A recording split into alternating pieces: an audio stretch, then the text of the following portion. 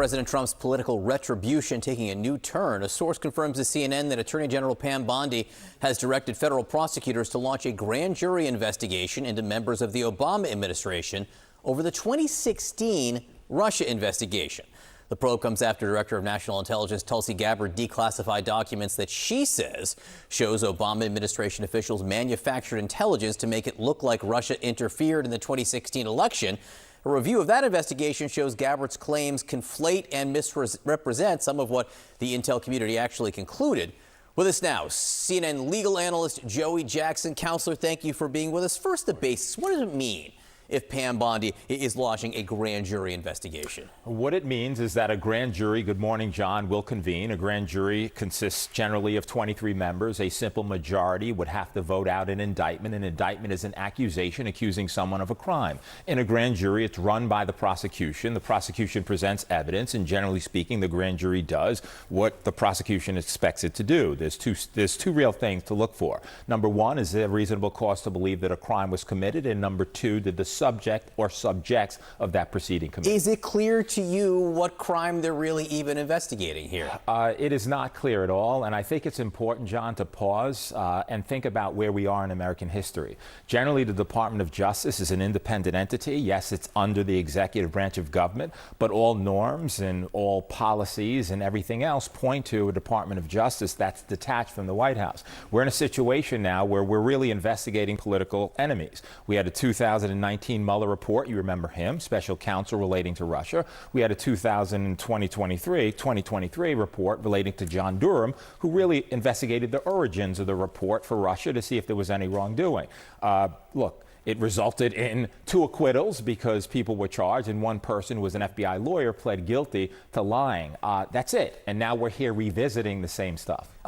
I applied to law school, so I know exactly this much about law. Federal charges, aren't the statute of limitations for most of them 5 years? So generally speaking, yes, there are statute of limitations, but it depends upon the conduct, the nature of the conduct. Is it a continuing violation? There are things that you can do, certainly to circumvent that or to elongate. Right, if there's an ongoing conspiracy, correct, for instance. Correct. But basically, this was 9 years ago, so that's a whole separate bar here. The alleged crimes would have taken place 9 years ago, statute of limitation 5 years. Yeah.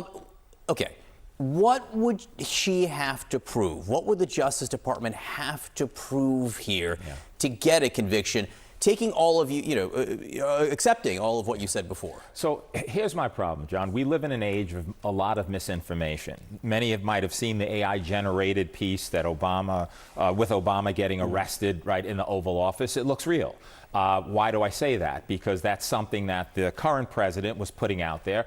And the concern is that this new information that they're speaking about, that is Gabbard, right, and other people in the administration, it could be flawed, highly flawed. In fact, they're relying upon information that was debunked. And so my problem here, before we get to what to prove, is what information are you going to be relying upon to prove it? To the extent that we know, and we've spoken about the fact that a grand jury will indict a ham sandwich, you put information before them, and if it's misinformation, there's a problem. And there's a couple of emails at issue, which might seem to suggest that there was this grand conspiracy. But guess what? The special counsel in 2023, John Durham, indicated that they were not real. And so the fact is, are you putting that before the grand jury? And are you saying that there was collusion by officials with regard to manufacturing evidence against the former president, current president? It's a problem by the former president. That's a problem. And so, we'll have to see how it plays out. But I'm very concerned about misinformation and the documentation that will be presented to the grand jury with respect to getting any type of indictment here. Joey Jackson, good to see you this morning. Thank you very much. The Justice Department, the Attorney General, Pam Bondi, wants a formal grand jury investigation into the Obama administration because she says she wants to find out whether Democrats manufactured intelligence about Russia's election interference in 2016. When we say we're ending the weaponization, we're ending it. People will be held accountable who weaponized our government. There were a lot of pardons out there, but there were a lot of people who were not pardoned. And if you targeted someone, if you went after someone because of their political affiliation, we will be investigating you. We will be looking at you.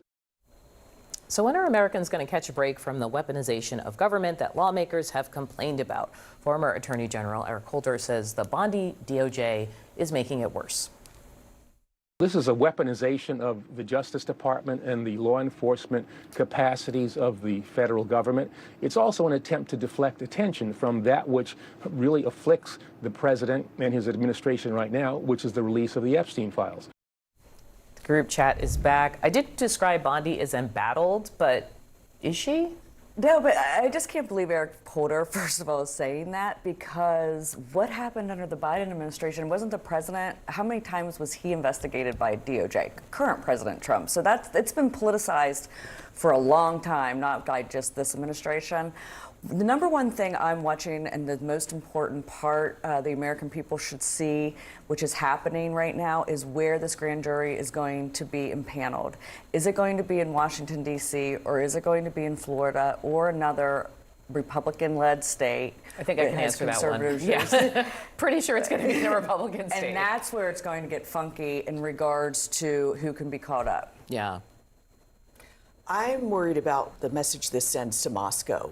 They're going to be cheering that once again Republicans and Democrats are going to be attacking each other over interference that Republicans and Democrats previously had agreed upon. That they said Russia did try to run influence operations, not hacking, but influence operations to get people to vote against Hillary, not necessarily pro-Trump, but Putin didn't want Clinton in office. And that was settled, and now it's going to get all opened up again. Do they pay attention to stuff like that?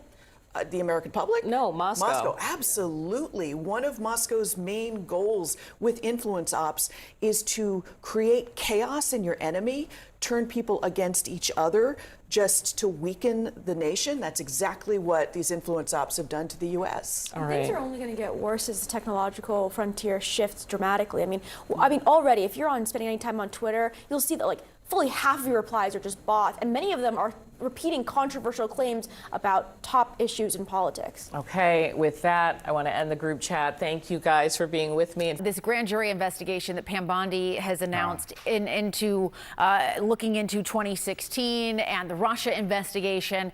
I first just want to get your thoughts on if that is just purely politically motivated. Is there any legal basis for this? Well, there's always a legal basis because the standard for opening a grand jury investigation is quite low. If they think a crime has been committed, then they can certainly pursue one. But we should step back and note just the sheer number of times these very allegations have been investigated. Number one, the intelligence community, which viewers don't know, that's 18 organizations, including the armed services of the United States, looked into the 2016 election and Russian interference and found intent and attempts by the Russian government and Russian actors to influence the election, right?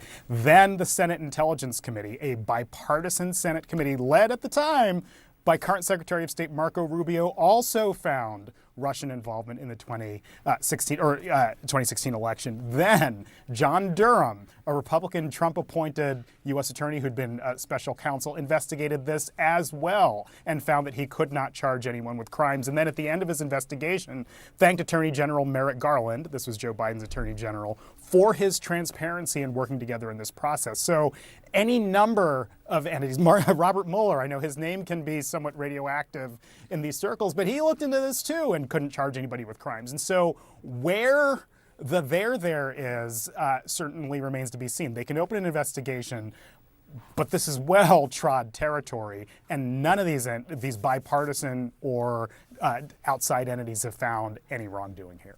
Yeah, and we should note that CNN's reported that the allegations surrounding all of this from the DNI director, Tulsi Gabbard, misrepresent what the intelligence community concluded in 2016, which is also good context as we move forward with all of this. Elliot Williams, always good to see you. Yeah. Thank you so much.